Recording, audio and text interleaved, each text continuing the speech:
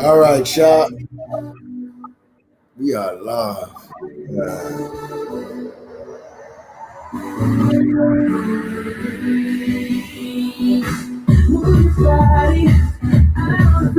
Pete, I'm trying to be like you, Pete. Hey, I'm trying to be like you. Hey man, it's all good. I'm just glad this thing is working. Yeah, I'm glad it's working. I'm glad we're live. All right, I see people tuning in now, so that means we are definitely live. All right, so we are on Facebook and we're on YouTube today. We don't ever do this, but we are on conversations, and we got the legend, choreographer and dancer extraordinaire, Popin Pete, Mr. Timothy Yeah, Solomon. use my government name. I heard that. Government name, man. That's your acting name. Exactly. All right, man. Thank you for coming on to this conversation, man. It's a little bit special. It's a little bit different because we're doing it on Facebook and YouTube right now. Yeah. Everybody that's tuning in, please share this link with everybody on your Facebook page. Let's get everybody in here. Let's get people in here. I know we usually use on Instagram, but today we're doing it a little bit special. I'm sure y'all can see it's clear. And I'm sure you can hear it's even more clear, and I'm happy about that. So share this link with everybody. And we're going to get this conversation started. So, Pete, number one, Yeah. where you are right now in the world? Where am I now? Las Vegas. You're in Las Las Vegas. What time is it? What time is it over there? It's 5:50. Oh, okay. I'm in New York City right now, and it's 8. Yeah. We're on two different we're on two different time zones. Definitely. It's all good. Thank you so much for jumping on. My pleasure. Man, there's so much that you've done in your career, and so much that we can talk about. But I really want to get to the nitty gritty. I'm a choreographer and a creative director and founder of Lotus Creations Academy out here in Brooklyn. Right. And we focus on just instilling the foundations of just being an entertainer. I focus more on dance, but now I'm branching out into just music and acting and everything else. But I looked up to you growing up. I'm 29 years old, and I wish, and I hope to God at your age I could still be able to move even half of what you could do. But in terms of just what you've done in your career, we would love to talk about that. Tell us about how you actually developed the skill of dancing. Like many people growing up in a household that we had, music. I was born in the '60s, so by the time I was, 8 years old, it's the late '60s. So music and dance had always been a part of my family. Again, like many other families, we weren't special. We were just doing something naturally that was passed down to us. But it was six siblings, so we would just have these, dance offs or dance displays or makeup steps, and during those times, definitely, it was when grandmother, grandfather, aunts, and uncles come to visit, they always want to, hey, let me see you dance. Who's the best dancer? Whoever wins get a quarter. In those days, in the late '60s, a quarter can buy you a canned soda, a cupcake, and a bag of potato chips. So, because you even got $1, you was rich in those days. But dancing definitely was always a part of it. Dancing, music. Listening to music being around the house when it's holidays. My mom used to clean the house to music, and it was a normal thing. So, but me, like I said, my first time hitting the stage as a performer was when I was like 8. I was 8 years old, and I got to perform with with one of the guys in the neighborhood who was known to be the best dancer, best performer, because he was like a little James Brown. He was a mixed kid. His name was Little Luke. His mom was white, father was black. You know, we all living in the hood. And his mom was a seamstress, so she always made clothes similar to what James Brown wore in those days, the waisted jackets and the tight high-waisted pants and that. So, and he did a performance a few times in the neighborhood. And he did this particular one that was a talent show came up, and I asked, could I dance? Because I admired him and my sisters and others who were better than me. So I got to get on stage for the first time and perform, and I caught the bug. That was the bug. It was 8 people clapping, people cheering, and I said, you know, not saying I wanted to be a professional dancer. I just like the admiration of how it made me feel, because, you know, dancing was just a part of what we did. And so,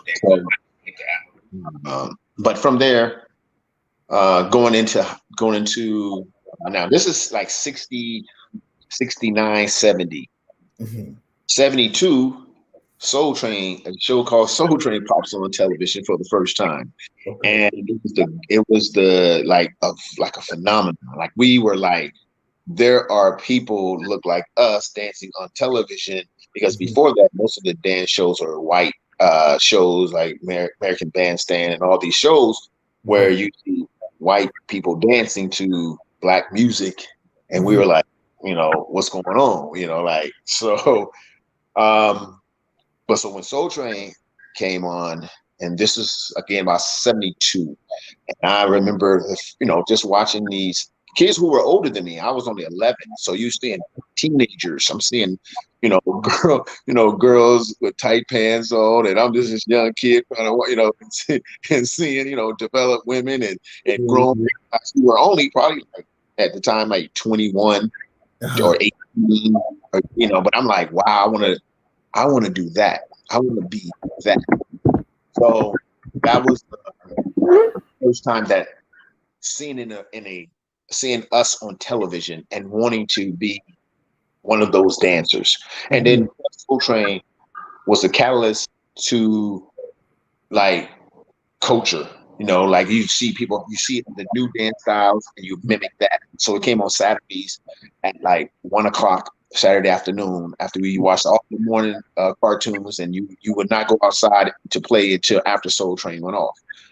So, but watching the show, you've seen how, you know, the latest dress, and everything was coming out of LA because that's where they was taping. So everything, the dance styles were from California. So, you know, everybody was mimicking that way, that style. To be hair, whether it be anything, we was always trying to be that. So, but anyway, you know, and the first time I seen Nobody and Locking, and I was blown away. You know, I've seen, you know, because in the late 60s, 70s, there was always a party dance that was the new party dance. Summer that came out in the summer or whatever it was, and everybody mimicked that dance. Because in those days, of course, there was no social media, nothing like that. There was no music videos. It was some artist who was actually singing a record that talks about a certain dance, all this kind of stuff. It's the things. I'm not sure. Can you hear me? I can hear you. Okay, so like the Funky Chicken and all these things. So you have people singing on these records, and they will tell you how to do, you know, the breakdown, the robot. So, but when we got Soul Train, now we actually can see someone doing these dance styles. And then what they used to do on Soul Train is feature dancers and ask them. Don Cornelius will say, well, what you gonna do? I'm gonna do this dance called the stance or whatever it is. And then, so now you know a name, now you see, and now you're learning. And people, we would get up in front of TV and just dance. The next, which is Saturday, by that time that Monday, go back to school, or if it was summer, everybody outside trying to do the dance they seen on Soul Train. That caused the fact that I said, now I wanted to be on that show, but it wasn't a career thing. It was like, oh, you get on there, get famous, or because you're on this popular show. Yeah, But yeah, I yeah. wanted to be a fireman. So, so my whole thing was, you know, like, oh yeah, this is what we do, because it was a natural thing for us to be around movement. Now, what happened was when I turned 16, this is when I started, when my brother Boogaloo Sam started showing me this dance style called Popin Boogaloo. Because before that, I was doing robot, and everybody tried to lock, but we only would see and try to do what they do. But bring us back to when you were on that stage though. When you said you were 8. Now, did you already have what you call maybe like the star touch already, or were you just like a deer in headlights on that stage and they have no clue what you was doing, or did you already kind of have the groove and just already had it? You know, let me ask you that. Yeah, I know what you're saying. It was because, you know, just like I said, just being around dancing. So getting on the stage, yeah, of course I was scared, but I remember, and I definitely remember that day or that night that when we did. When we walked out on stage, I remember they said, Little Luke and Peter. That's my nickname is Peter. Peter Gunn is my real nickname, not Pete. Peter's came later. I'll tell you how that got that. But Peter Gunn is my name since I was 2 years old. So they said, and Little Luke and Peter Gunn. So I remember walking out, and I remember, you know, because now it's neighborhood, so it's family, friends, everybody know each other, and I remember these loud claps. Now they definitely was clapping for Little Luke because he was a year older than me, he was like 9 or 10, somewhere in there. He was a performer. He already had local fame, but we did it to a James Brown song, and I remember we doing these steps together, made up these little steps. And then I remember he put his one knee up, got on one knee, put the one knee up. I sat on the knee, and then we did something, and then we did a split. He did a split, and I did a split, and we came up. The crowd going crazy. And I remember just feeling so like so high in that sense of, you know, like, oh my God, I can't believe, you know. And I was about 8 or 9 years old. And so being on stage, and I was a shy kid. I was shy. So, but when it came to that dance, I would show off. So that day, that moment was that moment that even sparked more of a light or wanting, because dancing in front of your family, dancing in front of your grandma, grandpa was cool. Was that, you know, you don't get money if you dance good. Now, how supportive was your family towards you wanting to dance? Like how was that support? Because, you know, the stigma is, you know, boys don't dance, right? So how was that kind of like, you know, just with the support of the family back then, just even back then? Oh man, it was great, because like I said, now you know, mom and pops are proud, because now you got this little kid on stage doing what, you know, and you're just getting that local fame and local admiration. Of course, that's your son. That's your little Peter getting down. So, you know, it was very supportive. Again, when I did start, you know, going into professional dancing, my father was our first manager, and my mom made all our uniforms. Okay. So you know, but Pops he believed it, but he also was a person that, well, you ain't really making a lot of money right now, so you still got to get up and go with me and go, you know, because he should renovate on like people move out of home for this real estate company. People move out of home, he has to go in there and clean up, and people left stuff and redo the walls or whatever it is. So we would have to go there and help him tear out the stuff. And it was like, well, we got to practice today. Well, you're going to practice doing this hard work. And then we didn't get paid. We didn't get paid either, because he said, y'all living under my roof, that's y'all pay. But then he became our manager, and for a minute. And, you know, like I said, they want to, you know, I mean, if I'm fast forward, now, so you're eight years old, you kind of seen the light on stage, right? But then Now you said by 16 you started being like, so between 8 to 16 you kind of been messing around with dancing, and then around 16 you actually started taking that seriously. Yeah, because well, even when I turned 13, because when I turned 13, we got I was living on the black side of town, of course, in the hood, and we was going to all black elementary school. And this is, you got to remember, if you know the history, that's when they started the whole desegregation and all this stuff. I'm the byproduct of that 1960s, when all the marching, and then they want to segregate the schools so down, and they was doing that all down south.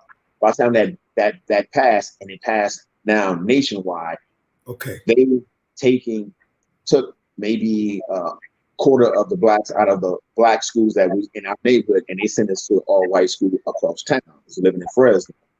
So I was uprooted. Many of my friends stayed in the school, but we still stayed in the neighborhood, same neighborhood. But I ended up going to all white elementary. Then a predominantly white junior high school, because junior high at the time was seventh, 8th, and 9th grade. So I was actually it was 7th, 8th, and 9th, 10th, 11th, and 12th was high school back then. So I never went to a predominantly white school. Me and my sister and other host of friends in the neighborhood, they had a talent show. They was putting on a talent show, and it was the first time that they would have after. Let me add up till they get to that part. So 13, I'm in like the 7th grade. They would have a thing called the sock hops. Sock hops are after school dances. You pay 10 cents. You go into the cafeteria, and it's like, so after school it'll go from, it'll be like maybe a couple hours that you get to party. It costs you 10 cents. You take off your shoes. You dancing in your socks. That's why it's called a sock hop. We never heard of that. So we were like, all the black people were like, what the hell is a sock hop? In a sense, we was like young. We were going. So when the talent show, they said they're doing a talent show, which is a variety talent show at school. My sister had an all-girl dance crew that she formulated, that they was at home doing steps, making up steps, what we now know as choreography. Back then, we didn't use that name. We said make up a routine or make up some steps. Mm-hmm. Then I wanted to perform with her, but she said no, because it was all her friends. And I went and told my mom. My mom said, put him in the dance with you guys. So she said, I'm not going to put you into doing the steps. There's a certain part where we did it off of Ohio Player's song. It was called Roller Coaster. Oh, roller coaster. I say what? Now there's a breakdown part on that song. She said, this is what you're going to come out and do your little robot. Yeah. So we did the talent show, and this is my second bump. That's why I'm bringing this up. The second bite. So when I did this, and this mostly predominantly white people, and my family at this talent show at the school, we do the performance. They out there doing the steps. It's like 5 of them. Then a breakdown of the song. They point to the side of the stage. Here I come out scooting like Michael Jackson doing a robot, and we got a standing ovation. Oh, so people were like, and then the principal. The people saying encore. We didn't know what encore at that time meant, but the principal said they want you to do it again. So we was on. This was record player. So they take the thing. They put the needle back on for the beginning of the song. They did the routine. We did the whole little thing over. But when they were doing the dance, the audience was like looking and like. But when I walked out again on the breakdown part to the robot, the crowd went off. So and then the next day, after school, I became. They didn't know it was called a robot. They called me the mechanical because they looked like, oh, you mechanical. So they said, all my teachers said, oh my God, they call me, my name's Timothy. So Tim, they say, Tim, oh my God, the mechanical boy you were doing at the talent show last night. I said, it's not called the mechanical boy, it's called the robot. And I was getting mad. So that's my second. So that's 13. 16. Now 2 years later, I learned my brother Boogaloo Sam started teaching me how to pop and boogaloo. When I saw him. Let me ask you this though: from 13 to 16, how important did you know training was to you? And It wasn't a no. It wasn't. See, we never looked at anything as a training. We looked at everything as natural, just natural progression. We would watch our parents and uncles at their house party. My mom then was 13. I mean, 13, sorry, 30, maybe 29, 30 years old. And we would have house parties. So we just watched them dance and naturally the natural groove. And that's how we just watched and it became who we were, because it's a part of the DNA which is passed down.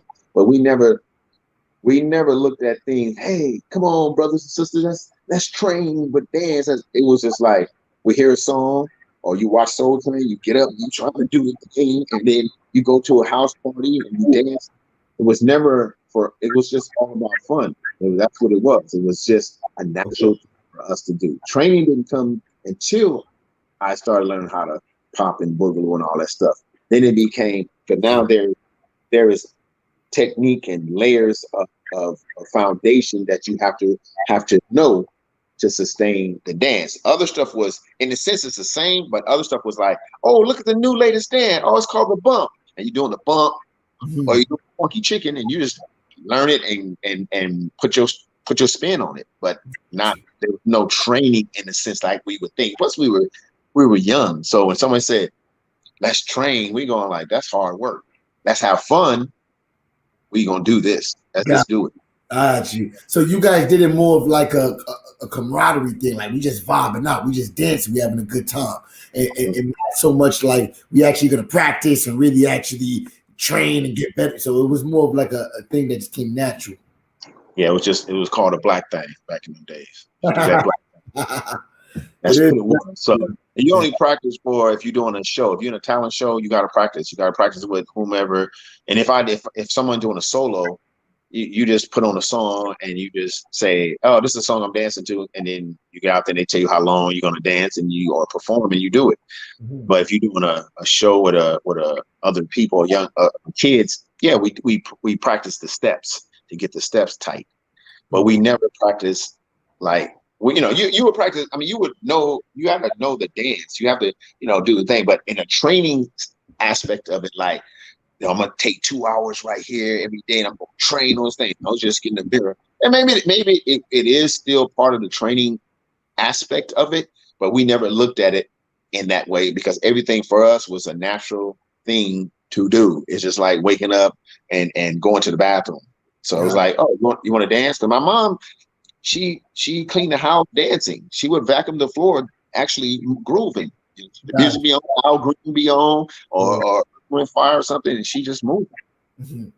All right. So then let me ask you this: jumping into just everything that you said and embodying just from 8 years old being your first time on the stage, right? To really making that, that like, all right, I kind of got a little bit of more edge room on this. Right. Kind of going a little bit like it's my first kind of professional gig. Right. What was your journey leading up to your first big break, and then what was your big break? Well, then that's when we formulated the dance group. Actually, it was called Electronic Boogaloo Lockers. Electronic Boogaloo Lockers. Because that's when we moved from Fresno to Long Beach, California. Got you. So my brother, Boogaloo Sam, stayed back in Fresno. We have the same father, different mothers. So he stayed back with his mother. So we moved, and Sam always been the one sibling that always had these unique movements. He'd do a party dance and he'd throw something in there, and everybody because Sam was like the best dancer out of all the siblings.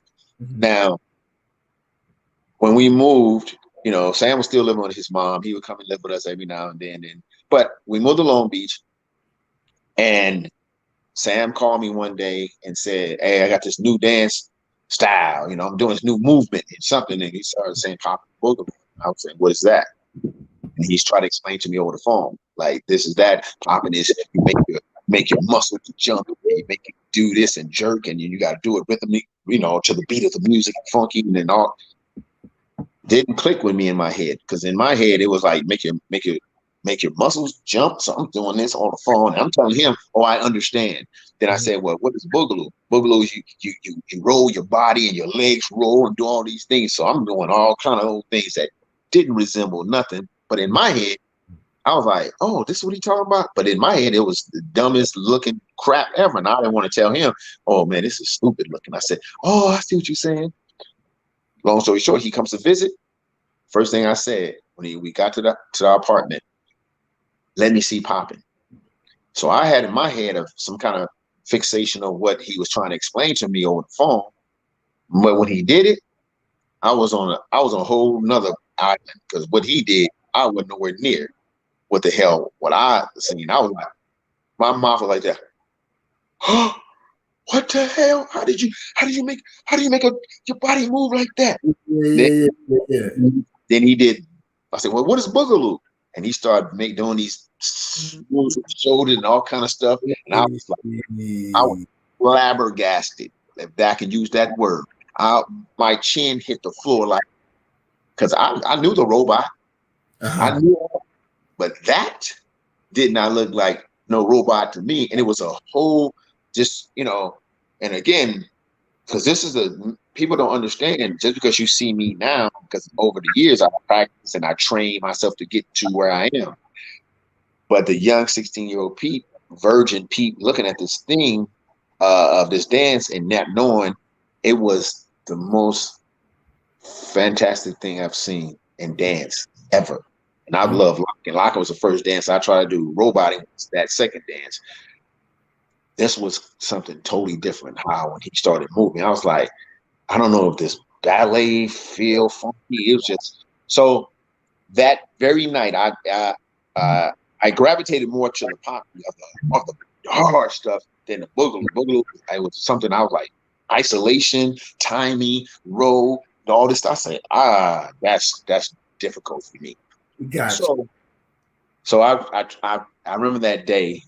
This is probably like March of 1978, and I practiced. I think I was trying to. He was trying to show me stuff like the little Fresno move, arm move. I was doing that for like 6 hours, dude. Just kind of. I got to get to, but it was terrible. And he was patient. He said, "Don't worry about it, bro. You gonna get it. Just keep practicing." So, but that was the beginning. That was the beginning of it. So now you got to remember. Now I learned. I'm going to fast forward. Now I'm 16.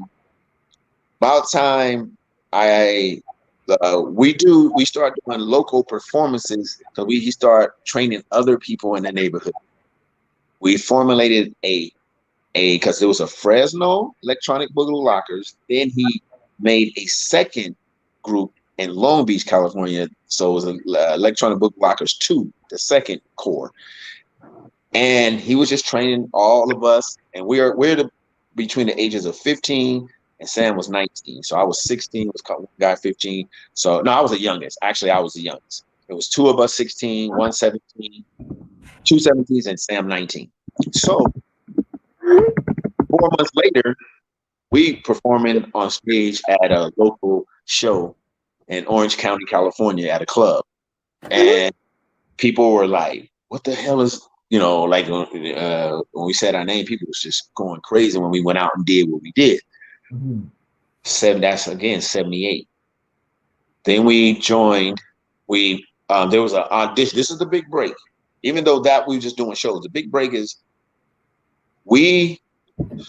I stated to everyone, we need to go to Hollywood. Let's get on TV, because then again, Soul Train was going on. We was like, but we didn't know how to get on Soul Train. So where you from? So that people know where you from. Huh?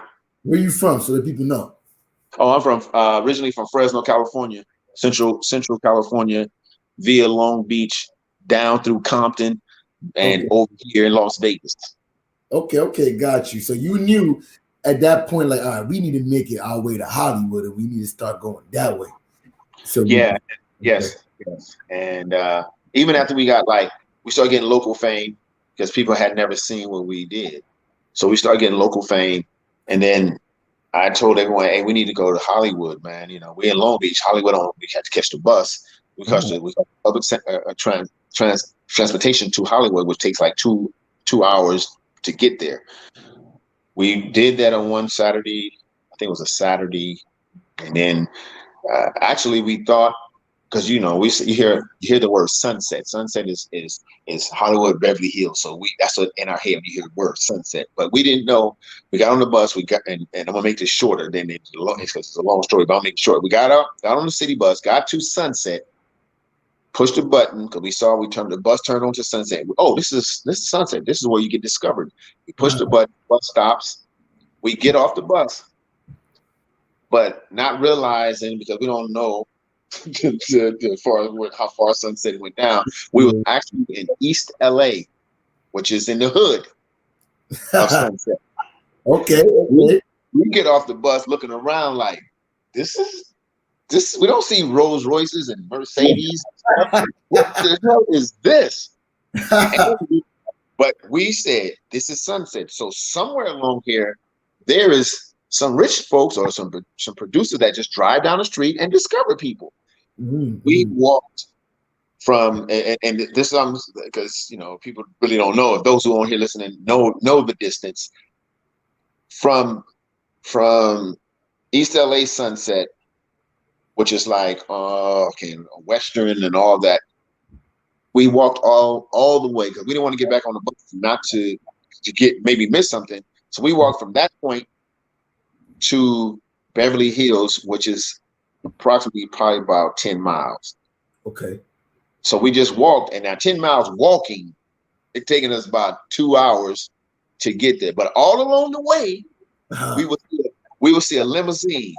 We would start dancing on the corner. If a limousine right there waiting, because we don't know who was in there, but we didn't know it could have been a funeral, bar mitzvah, a prom, a wedding. We don't know what was in the thing, but we were saying somebody gonna jump out of that thing and say, "Hey, what is that y'all doing? Come on in. We're gonna discover you." Anyway, to Hollywood, and to Beverly Hills. Discouraged. Went to offices. We saw offices. We looked on a marquee looking for management or anything to represent us. Run the little and they asked us what you want, what's going on, hey, what can we do for you? We said we're a dance group called Electronic Boogaloos, and we want to dance and try get signed or something. And it was door slam.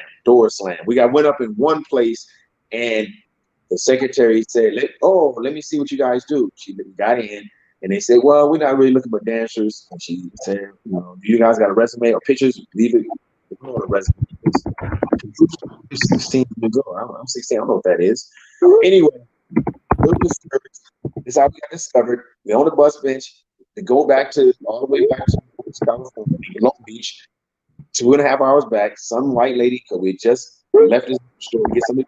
Some white lady walked across the street and said, are you guys here to see Jeff Kutash? And we said, who? She said, oh, his office is right here in this building. So our bus bench is right next to the office. We don't know. I went home. And she said, are you guys dancers? What do you guys do? We said, yeah, we dancers. She said, what style? What style you guys do? You lock? We said, no, we do this style called Popin Boogaloo. She looked at us like we spoke French or something, huh? And then I remember Sam. So walk us through the time though. So back then they didn't even know what that even possibly was, right? No one, especially in Southern California, because it was brand new. No one had seen it because it was, again, one of the first groups. So there was nothing on television. There's no videos out at that time. So no one seen us in Long Beach practicing or seeing shows prior to that, because we hadn't done Soul Train yet. Mm-hmm. Soul Train is after this. So when this lady said what she said, and then she gave this, and I got up and danced for her, and she was like, "Oh my God!" It was a producer because he's producing a show, a live show, go to Lake Tahoe, Nevada, and she said he has to see you guys. Here's his card. Give him a call. We gave him a call that Monday. They was already rehearsing for this big show, which included Shabba-Doo and Anna Sanchez that we didn't know. We only knew Shabba-Doo from the Lockers on TV. So he was like a celebrity to us. Mm-hmm. So we go to this audition, and we see all these dancers rehearsing for the show. They said, oh, these young guys going to audition for the show. We auditioned. They went in the corner and huddled, and they came back and said, we want you guys in the show as a specialty act. We only had our one little section. And this is now, they offered us a contract and money. They offered us $450 each. Okay. A month. Okay. Which we were like, now, we were all jumping up and down when the man told us, like, so because back then that was a lot of money. Nah. We were just uneducated and some young bucks that didn't know nothing. Because 450, yeah, it's a lot of money in the sense of if I'm working at McDonald's. Okay, yeah. Now, because I think the hourly wage at that time was like $1.90 per hour, $2.10, somewhere like that. So yeah, but we didn't know. We said, but then we got the job and we, signed the contracts. My mother did, but they didn't tell us. The men, we didn't read the contract too well. The contract stated that we would have his taxes come out at $450. So Uncle Sam gives 3/4 of that. Then you pay for your own lodging. So now we're in an apartment and performing, but now we 5 of us in a 3-bedroom apartment that they got. But now we got to pay $500 a month. So $100 come out of our checks. So now you got Uncle Sam. By the time now you get Uncle Sam taking his part out of $450. I got $295 left. Out of the $295, I got to pay $100. I got $195 left.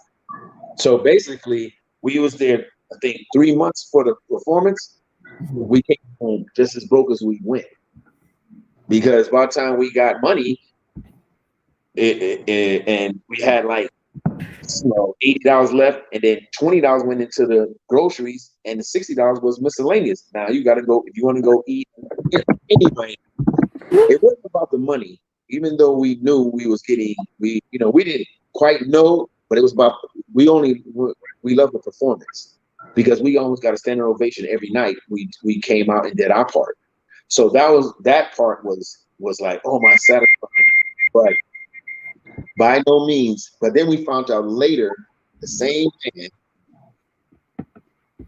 pretty much sold us to the company or to the casino, the hotel, and the show. We supposed to get it was like he told them each one of them was worth $1,000. Like no, at the time it was $800 a week. So he pocketed a bunch of money and gave us $450. So pretty much he made at least almost like $4,000, $3,000 off of us each person. What? Yeah, because he pocketed the money. So if we was getting $800, that's $3,600, basically 36. Well, it's about 2,000. So it's about $3,600 a month. We were supposed to get if it was 800 or 5. I forget, it was somewhere around there. But out of that, he only paid us $450 a month. But technically, we were supposed to get at least $3,000 a month each. No, so you know what? I thought you had said $460 a week earlier, but now that you said a month. That's all. That's a lot of money back in the. That's okay. Reiterate. We got our first professional gig as going from street dancing in a sense, non-professional to professional sense, was $450 a month. Why would they? But my whole thing is, I know that was a management deal that went wrong, obviously, right? Now looking back, well, how old were you back then? 16. So you know what? Looking back, it's almost like a learning curve because I guess you had to go through to understand how to do with your business dealings moving forward. Yeah, and then my parents looked at. We didn't have lawyers to look at these contracts. My parents looked at them because I was still in high school. I had to because I was going from 10th. Now I was going from 11th to the 12th grade. It was because it was school was because they restarted rehearsing. School was about to start, but I begged my mother. I wanted to go perform. She knew that he wants to perform, so she let me go without going back to school. And I never went back to school. I didn't drop out of school because I was dumb. I was getting good grades. It was the fact that I wanted to perform with my brother in the group, and actually it was 2 guys. It was me and a guy, Popin Pete, who was in Electric Boogaloo on the Soul Train. His parents declined him. Said, no, you're not going. You're going to graduate. You're going back on high school. My parents, they didn't like let us do what we want, but she knew I begged. I'm talking for 3 days. I begged my mother, and I promised her I would go back to get my diploma. But that's one promise I like bringing up because I never did. Okay. But the thing is, once I got into, that's when I got into the entertainment professionally at 16 years old, 1978. And went through that harsh time, man, and that's not hard. Like now, man, you can. I know all the tricks and trades when people hit me with stuff and come at me sideways about business. I mean, like, nah. Gotcha. So taking it back now into your first big break, that's what it was. Now you did the movie that everybody loved, Breaking. Right? Yeah. And rock, and it made $30 million. Talk to us about that time. How did you get that filmed? What you had to do to mentally prepare? Because I know you're dancing. I know you had to go into a different role as acting. Bring us through that whole process. Man. Okay. I was in London. Because I was with another group. I was at a singing and dance group. It was me, Ski Rabbit, Sugar Pop, Robot Dane, Casper. Yeah, we was trying to get a record deal because our producer and manager of that time was Jeffrey Daniels from Shalimar. He was our producer and manager, so he lived in London at the time, and he was trying to get us a record deal. So he put a group of us together called Eclipse. So. And now we got to sing and dance. No, I had never sung, so I had to train on doing background. I was not the lead. The other guy, this guy named Jerron Kennedy, better known as Casper, better known as the guy who actually taught Michael Jackson how to do the backslide. Thus, they call it the moonwalk. So we ended up going to London, and this is end of. It was like 83 when we was there. And we started hearing about, that's when they did Thriller. And we said, people say, oh, they're doing it, that's when street dance started infiltrating the video, really, music videos, commercials and stuff in Hollywood. But we wasn't there. We was overseas. So I came back home. We came back home in 83, December of 83. And then January, February, then we started hearing about they doing a dance movie called Breaking. I wasn't asked to do it at the time because I was living in Fresno. Thus, it started production, and we, you hear about it. Oh yeah, they did. So, I think they was about a couple weeks or 3 weeks into the production. I get a call out of the blue, from the production company. Yeah, this is Global and Globus film production. We're doing a movie called Breaking. I said, oh yeah, I heard about it. Yeah, you've been recommended to play a part in it as rivals to the lead. You're going to be in a group called Electro Rock. And I'm going, wait a minute, what? Like, wait. Then I found out Shabba-Doo and the director, because they rewrote us. They wrote us in because there was no rivals in the original script to Ozone and Turbo.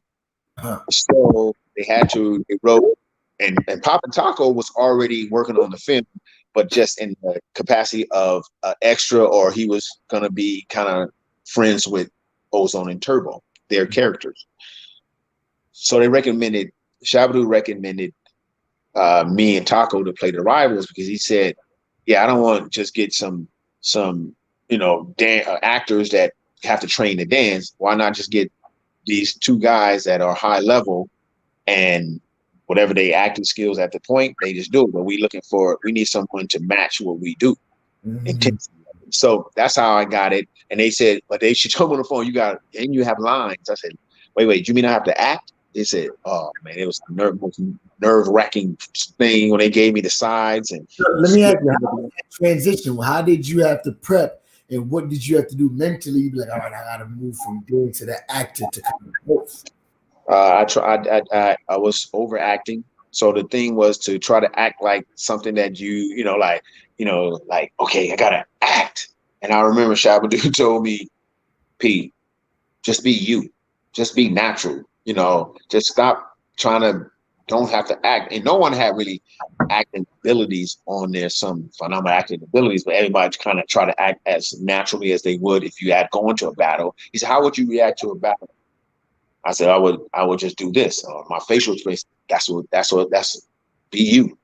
Only thing that wasn't me, and I fought hard for, or I fought against in that movie was the actual dialogue. We didn't speak like that. That was the most corniest, corny ever. Like I would literally go to the readings before they would film. We had to get in, and we read at the reading table, and I don't want to be defiant because I don't want to lose a job, but at the same time, I'm just going, hey, we don't speak like this. Hey, face, what up, dude? Bring your girlfriend to dancer. Like, dude, we curse. I'm like, I'm 20 at the time. I'm 23. I said, man, we cursing. We calling your girl B or bring her. Yeah. We ain't gonna say, hey, yeah, bring your girlfriend to dancer. You're gonna need a shoulder to cry on. Like, really, dude? Like, nah. I'm from the hood. Felt like the writing wasn't maybe up to what was really going on. Nah, because it wasn't written by black folks. So the script was not written by black people. So they summarize what they would get some things, and then they'll write it in their way. So, and that's unfortunate. Most 90% of the dance movies was not written by black people, and that's talking about a black dance or dances, by brown and black people. Mm-hmm. So I had a problem with that, and I wanted the movie to be the authenticity of the movie to be just like we do it in the streets. So that means, then he told me, well, it's rated G. I'm like, okay, so why are we doing a kid PG movie? Because this in the streets, because I'm telling them on the set, man, we used to go to house parties, man, and you go to the wrong hood, you dance and they don't like it, they start shooting at you. You have to run to get out of somebody's neighborhood because you're a better dancer than the person in the neighborhood, because now the girls in that neighborhood is looking at you and wanting you.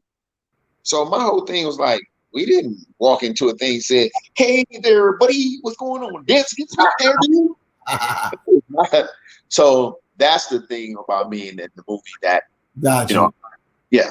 But it was a great experience. But it was about just all the success that the movie saw, and then it kind of almost made you, popular in a way, because that movie kind of just did so much in terms of what it did box office wise, and it kind of propelled you into a different stardom. So talk to us about how your career changed from that movie. Well, yeah, now because the movie went international. So I went on a promo tour for the movie. And, I'm in Australia, I'm in Hong Kong, I'm in Mexico City, and Japan. So, you walking out and people, the organizers have seen the movie because we're promoting the movie before, but they laying the red carpet out for you. We riding first class to all these countries. Me, the lead girl. Special K, or Lucinda Dickey, who played the character Special K. It's me, her, and another guy, and we ride in first class. So how they portrayed us, how they treated us, because they, of me being a co-star supporting part of it, and her, of course, she's a star. It was great. You get to these countries, 5-star hotels, yada yada yada, people, and then once the movie came out. And now when I go back to these countries, people are like, using, yes. So on that level of it, it was moderate success in the sense of that. But once the movie was over, the little money you made, you still got to go. Now you got to go find another gig because you can't live off that little money. It wasn't even a lot of money I made. I didn't make a lot. I think I don't know. I think I made less than 12,000. Wow. So let me ask you. So how was the audition process like? You didn't have to audition for that. No. They just That wrote. role that was given to you, but you just had to be able to figure out how to act. Yeah. And then, and again, in those days, because they were just trying to make a movie. They were trying to make a dance movie. And the thing that a lot of people don't know about Breaking they started filming in, I think, February. They had the movie came. This is 1984. The movie came out. We filmed it in 1984. The movie came out May of 1984. Because what happened, the production came on a set and said, we don't have to speed. We're speeding up the filming because now we're filming and doing dailies and editing at the same time. Because now we're trying to beat a movie that they're creating in New York called Beat Street. So once they heard about Beat Street was filming, because Beat Street and Breaking was filming at the same time, they said we got to get this movie out before that movie comes out, which I think Beat Street came out at maybe in 85, I think. Oh, sorry. Oh, shoot. Hold on. What the heck I just do? Oh, my. Hello? Hold on. What the hell I do? He said, we can hear you, but we just can't see you. Oh, here we go. I think I need to do this. Oh, wait. Did it do it? Oh, my goodness. Why is always something that I do? Oh, my God. Serious? I'm cutting the camera back on, and there's... Oh, my God, dude. This is so whack. What happened? I don't know. I touched the screen, try to move something over, and oh my God. Wait, all right, so where are you right now? Because you're just frozen. All right, okay, now you just went away. Hold on. I'm trying to figure this out. All right, figure it out. I'm gonna just open up. Dude.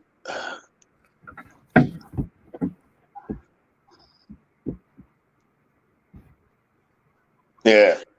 All right, so you're calling the add a stream. Here we go. Yeah.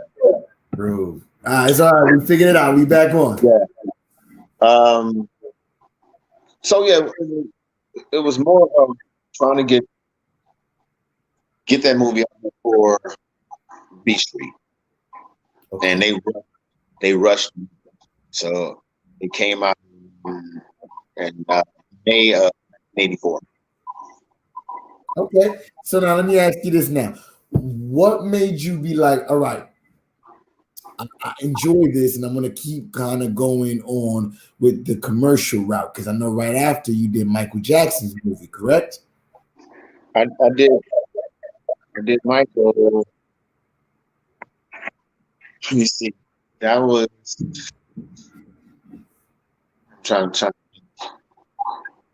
No, I did Michael before that. I did Beat It before break. Beat It was 82, 83. Okay. So, because I think it had a little echo. Sorry. Hold on. Can you better now? Hello? Yeah. Yeah. Right. So Beat It, working with Michael Jackson was Beat It was done, and that's before we went to London. So this is like 82. Okay.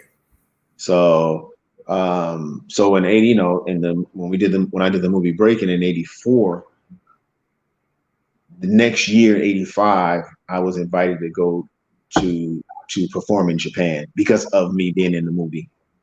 So I got a contract to perform at these various nightclubs, and I was in Japan for I think 4 months. So that's when.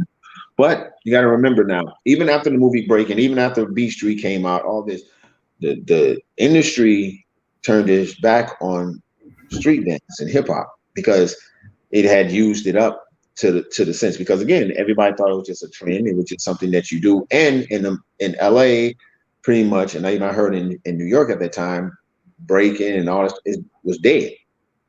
So you couldn't get commercials, and you couldn't get into stuff between, like, say 85 to 88.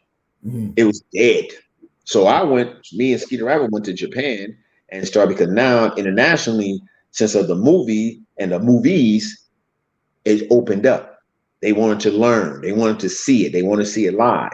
And So then that's what let me ask you, how now, bringing it back to just the culture and just being right. Black men. Now, how did you see all the transition from back then into just maybe the movie opening up and just kind of giving brown brothers a little bit more opportunities? How was that transition? Well, the thing about it at that time, we was young kids. We're not thinking there was no such word as culture. It was job opportunities. It was a fad or a trend that you was doing, because it was just because you got a lot of people who started at 16, 17. Now these people are 25, 23. Most of these people stopped dancing because it was, oh, that's what we used to do when we were young. That's the young dance. That's the young, like they say now, the generation now is doing all this stuff and all this. So they view what we were doing at the time as the same situation, or something they doing called popping, locking, robot. Okay, cool. It's cute. It was cool when they was young. Now you grown men and women, and a lot of people went and did what we consider grown people things. Some people went to the military, some people got married, some people got regular jobs, some people went to criminal doing things, and so that aspect of it, there was no culture. It was just, it's like natural, like I told you, how we would just dance naturally at home. So everything was that. It was so for that moment, it was a big old. You mentioned that nobody knew, some people got regular jobs. Did you knew what that was? Did you understand, like, all right, there's Hollywood and there's what people strive to be in terms of entertainment, and then there's such thing as getting a regular job and being a regular person. Did you understand what that was at that age? Yeah, I mean, the thing because I wanted to stay in the limelight of the dance, because that's what I said, the original core of the Soul Train lecture book members you see that performance. Everyone else stopped but me and the guy with the glasses, Robot Dane, who did the vibrating thing. We the only ones that we try to carry it on from that into, like I say, to 80, 81, 82. So we got into the singing groove and all this. So I mean, if you're saying a regular job, I probably had 4 regular jobs, punch the clock jobs in my life. And I'm talking about, it wasn't like me saying, look, I'm gonna be over here and I'm gonna do these things. And I was some days, some months I was broke, but I was stubborn. I still wanted that feeling of stage and performance, because now I went from dancing on the corners to dancing under light, filming lights and commercial lights and all this stuff, and starting to understand what a residual check is. So I'm still trying to chase that bag, as they say now, the young cats. So my whole thing is, but I still love performing. See, I did, I can look at jobs that I went, damn, I did that again for that. Not only because, not like in the sense of the $450 a month, but because I wanted to perform and I wanted to keep going. So I myself turned it into a career. Gotcha. Many people use it was just a trend and a fad and something you went through in a young life, in a moments in that part. I became what they call a professional dancer. Gotcha. So let me ask you now, what would you say was, just for the people that want to know, what would you say would be your highest paying gig that you have done through your career? If just keeping the real, what would be your highest paying gig? The highest paid? You mean, okay, one gig, highest paid one gig. Man, Uh, I got for one gig, I got 15 G's. Wow. Yeah. And Okay. that was like a year and a half ago. Okay. Okay. Yeah. So that was in legendary status. Yeah. And yeah, that's the working up to that, because in the beginning, like the first time we performed on Soul Train, we didn't get paid. We only got paid for on the second time we performed it, and that was through the union, which is only paying union pay, performance pay, which is $385. So the first time we got on Soul Train, we got a box of chicken and a soda. Wow. That was it. So you know, I'm like, going back on my career, because I did a lot of TV shows. TV shows are only union pay, so you only get paid accordingly through that. So you making, rehearsal pay, you making this. Yes. And then when years later, me doing live performances, yeah, I started getting demanding a little bit more, because now it has to go about your status. I had to build up my status. So, but my early years, dude, I used to do a performance, TV or something with the rehearsal pay and all that, this day of the shoot. I may get a check for $800 some and be on television, be on this thing, glamorous life, but go living right back in the hood. We was living with my parents. When we did Soul Train, we was with our parents. I was 16, supposed to live with my parents, I guess. Then a lot of times after that, I was living it at home, and I would give a check would come in the mail, be $800 some. I give a check to my mother on occasion or whatever. Sometimes, hey, Mom, we got to pay these bills, or you're here, take this 600. That's how it was, But So ask you this: when you did Chris Brown, how was that? How was that experience with Chris Brown? And then in terms of, because I know he's actually a dancer as well, and we know you choreographed that piece that was super dope mm, in that music video. But yeah, the confidences, do you feel like he does?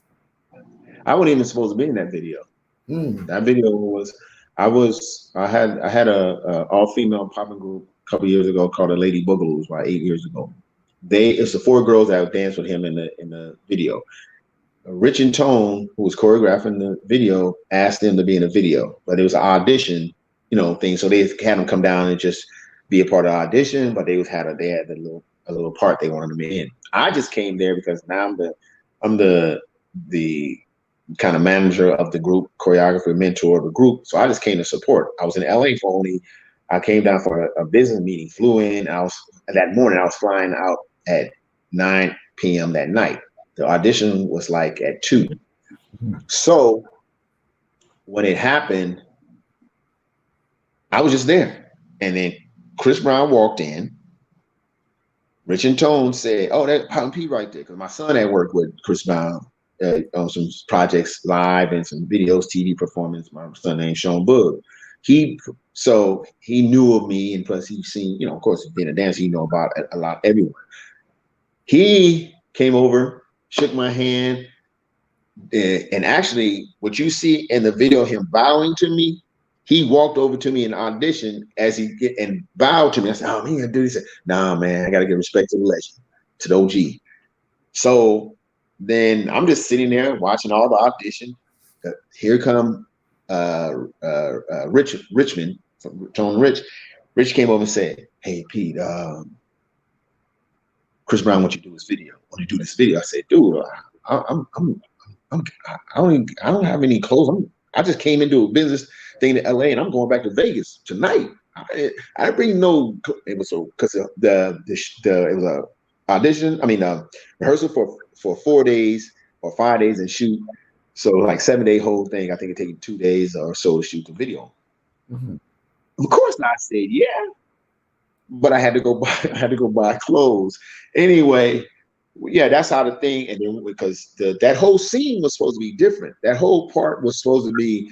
He was thinking of getting like a lot of OG dancers from LA, the older guys, and he just come walking down the street and everybody on the corner. He's weaving through all these different things, but he hadn't contacted anyone else. So when they asked me, that whole part of the song was it was shorter than that. They told me, "Oh, it choreographed, I think it was 2/8, but that whole section I choreographed. I was just going. So when Chris Brown, when they came over and wanted to see it, they went, "Oh, you did longer." Then they said, "Okay, we're gonna use that whole thing because that was supposed to be quick." But how quickly did he adapt? How quickly teaching it to him did he adapt to it? Man, let me tell you something, man. Let me just tell you this right now about Chris Brown. I work with Michael Jackson, Justin Timberlake. I've worked with Usher. Chris Brown is pretty much the first. His learning, remembering his work ethic is like almost second to none. He is like probably Michael Jackson is probably the one I look at and go, wow, that worked hard. Mm-hmm. But Chris Brown was on a whole another level. This dude on that, you gotta remember, in that movie, that video, he did flipping, house, his own stuff, the routine and dancing with the girls, and me. So he would go from learning the step with all the dancers, then do things with the acrobats and all that. Then go do the things with the girl. Then go do his own thing. Then come to me. This dude, oh my God, but he was just great, man. Attitude was on, and even in the movie, in the thing, when I said when he come out and he bowed to me, and I'm going, that wasn't no acting. I kept saying, Christian got to bow. Nah, man. Much respect. And matter of fact, when my name was on the building, he came to me on the last day of rehearsal before we was going to shoot and said, Peter, got a surprise for you. I said, what? I got your name on the building. I said, what you mean got my name on the building? He said, yeah, they're going to put your name when you're the part we doing. It's because it was on the soundstage at Universal Studios. He said, yeah. So I was like, huh? And the next thing I asked him was, did they spell my name with 1 P or 2 P's? Because people spell P-O-P-P. And I said P-O-P. And he went, let me call. So he called and he told him, hey, it's 1 P. And that's why he made it. I said, don't put 2 P's up there. It's 1 P. But anyway, yeah, he was good, man. That's dope. So let me talk to me about this. How was the pay for that project? How was that? It was good. I got, it was like 4,000 or 5,000. Okay.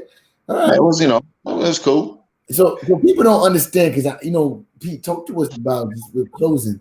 Talk to us about just how important it is that dancers value themselves and take themselves as a business. Because a lot of times we work really hard, you know what I'm saying? And we don't really get the recognition or the pay to equal up to the work that we really put in. Talk to us about that you've been through throughout the years and what you see now. Well, it's something about because we're, dancers, especially, hip hop, street dance, or whatever you want to call it.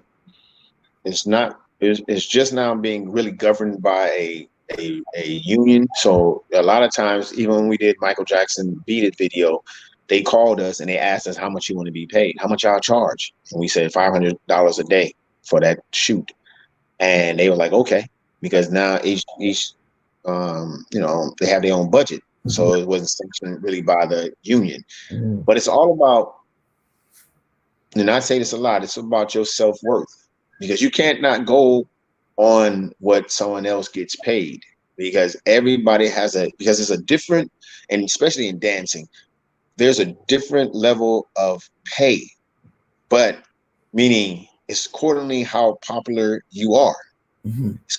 It goes by how famous you are. Oh, wow.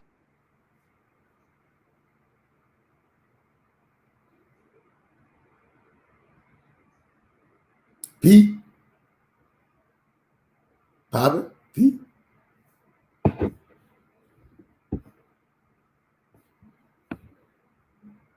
Oh, let's get him back. Let's see what's going on. Let's get him back.